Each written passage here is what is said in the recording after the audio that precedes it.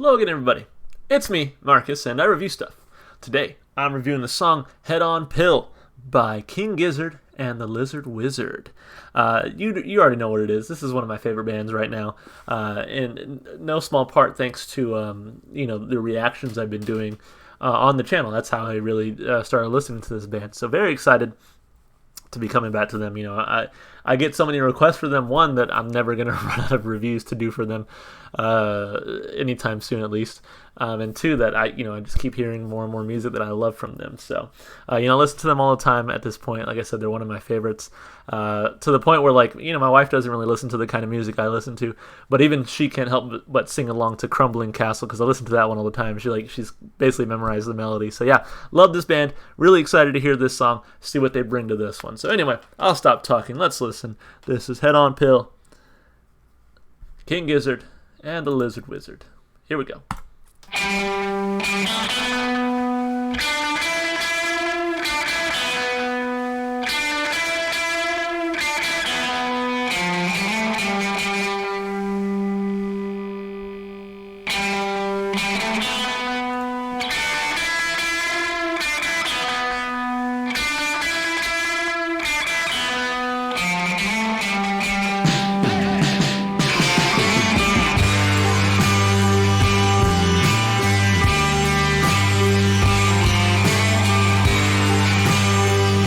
Very groovy.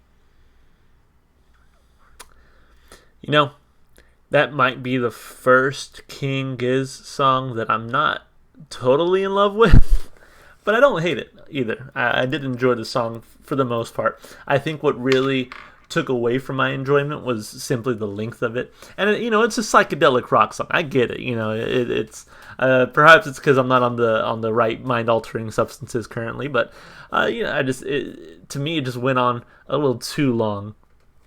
And the thing is, I've listened to songs this long before, and some of them really capture my imagination and hold my attention. Whereas for this one, I was like, all right, I'm getting kind of tired of listening to this song. Let's get on with it a little bit, So that'd be my one complaint, was the length of it.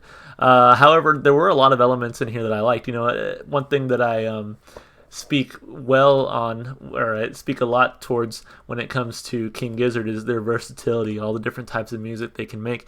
That's very reflective in some of the songs I've listened to in my channel. Some heavier songs from them, some more like indie pop sounding stuff from them, all kinds of stuff. We just heard a song recently that was like almost Western sounding, right? So a lot of weird stuff from this band, a lot of different stuff from this band. So, it makes sense to me for them to dip a toe into, psychedelic rock. I would actually classify a lot of their music as psychedelic in many ways, but this to me was definitely like 100% psychedelic here. This was pure psychedelic rock. And I think it makes sense if that's what you're looking for, or maybe if that's the current state that your brain is in after doing some of these things. I see how that could be very enjoyable. For me, again, maybe a little bit too long, but a lot of stuff to enjoy regardless. So anyway, let's break it down. Let's talk about all that enjoyable stuff. Let's start with the lyrics. So let's look at Head On Pill is a psychedelic journey that incorporates elements of krautrock and psych rock masterfully. The song is an amalgamation of two parts as the psychedelic mellowness of Head On transitions into the fast-paced jam of Pill. So definitely got that out of it. Just yesterday, I sat across from my legs. They weren't connected to me, and I couldn't see because my eyes weren't in me. Hold me up straight while I screw my head on. Yeah, definitely, bad trip of some sort here, right? The dude is like sitting across from his legs, his eyeballs are out of his head, and he's just having a bad trip. He's or a good trip. I don't know. Just yesterday, I held the cup to my lips, pouring it deep in my throat, filling up me like a black enemy. Hold me up straight while I screw my head on. The repetition in the song sort of reminded me of, like, you've seen those commercials for Head On. It was like, head on applied directly to the forehead. Head on applied directly to the forehead. Some of the repetition in here kind of reminds me of that, and maybe that's why they called it that also. But obviously, he ends the line with screw my head on, or, trying to screw my head on. So then it just jumps into this part, which is just super repetitive. It says, yep, pill, pill, pill, pill, pill, pill, pill. Ate the wrong, pill, pill, pill, pill, pill, pill, pill, pill, pill, pill, pill, pill. He does say Joey in there at some point, and so apparently some people think that's because Joey, the lead guitarist, is the one singing the pill part, which I think is kind of funny. To me, it sort of adds to the trip a little bit, where like I picture Stu McKenzie saying like Joey and like turn into Joey, and Joey is just like pill, pill, pill, pill, pill, pill, pill. Like they're both tripping out or something like that. So at the same time, the second half of the song definitely tells you why the song's so psychedelic and crazy, because he says I ate the wrong pill and now I'm tripping balls here. So I ate the wrong pill, pill, pill, pill, pill, and that's basically how the song ends. So yeah, I feel like if you're on the right mind-bending substances, this song can definitely work for you, and it works for me in many ways. Like I said, just a little bit too long. Lyrically, very simplistic. I come to expect maybe a little bit more complexity from these guys, but regardless, I think it works for what they were going for. The idea of having this bad trip after taking the wrong pill, or maybe even the wrong dosage.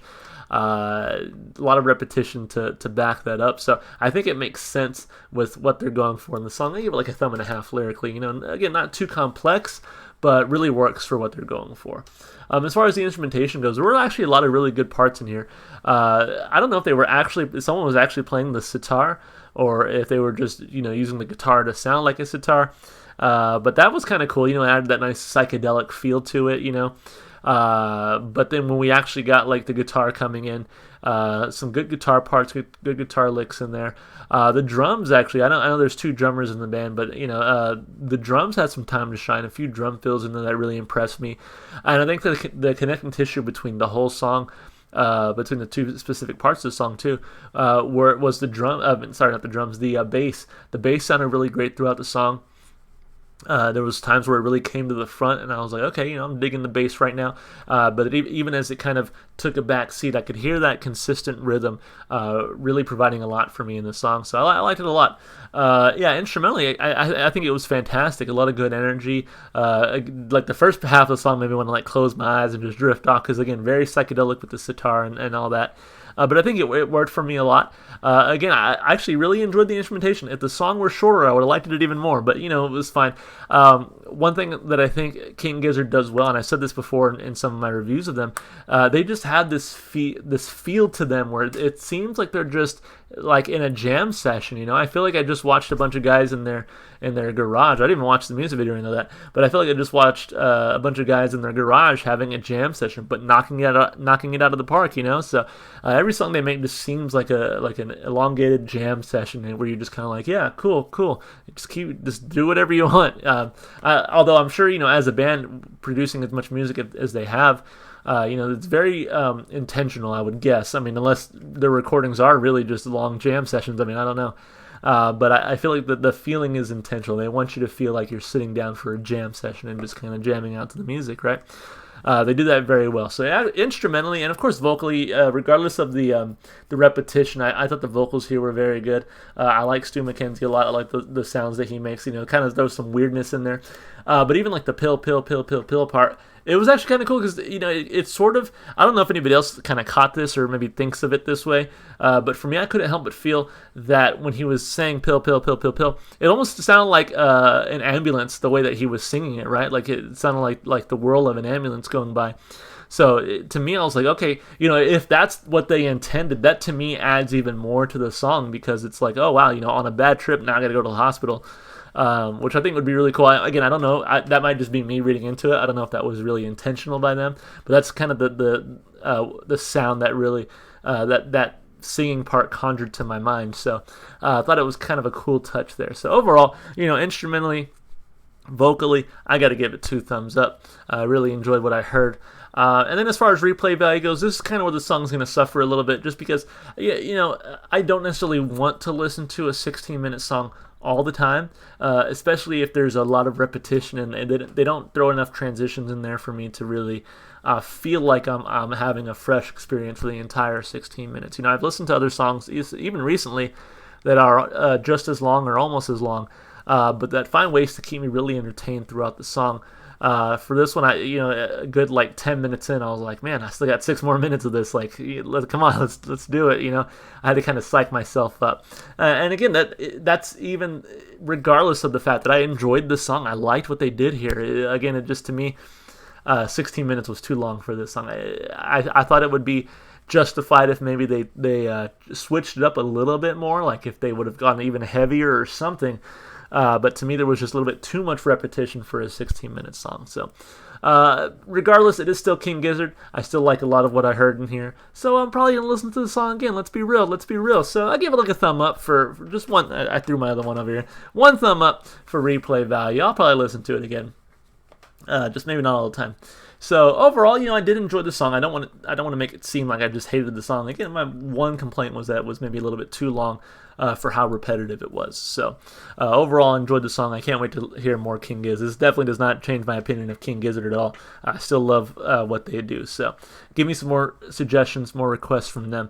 If you enjoyed the music, definitely go support the artists. Go listen to their music wherever you can. One place you can definitely find plenty of King Gizzard at this point is going to be in my Spotify playlists. In the description below has every single song I've heard so far on my channel. If you want to support me, just all the normal stuff you do on YouTube. Like and subscribe and comment. All right, that's it for me. Thank you so much for taking time out of your day. Hope you're staying safe and healthy.